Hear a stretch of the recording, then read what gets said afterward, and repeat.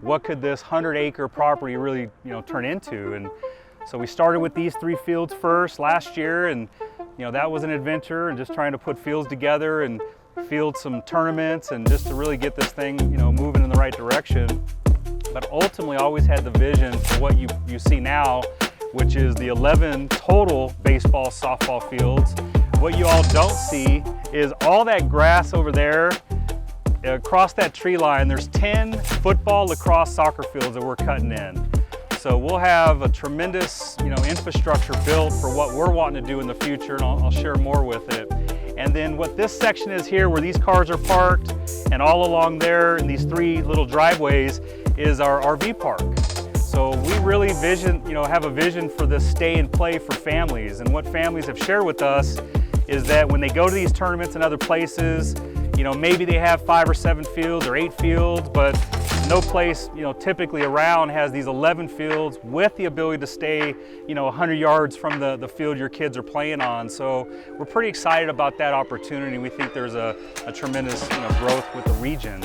So our goal is to bring in, instead of our kids and our families having to go to Boise and having to go to Salt Lake City, the goal is to bring them here and have everything that we can here and all the services that we're talking about in this or under this tent.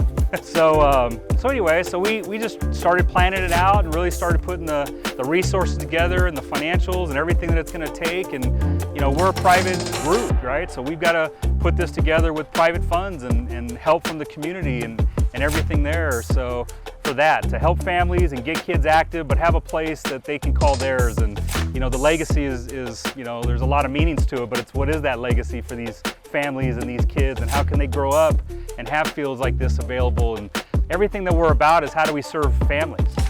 So our mission is really just that, and it's really about how do we just get the community rallied around it, which is a big part of why we wanted to invite this group. If you own a business, we would like your business to do a tournament here.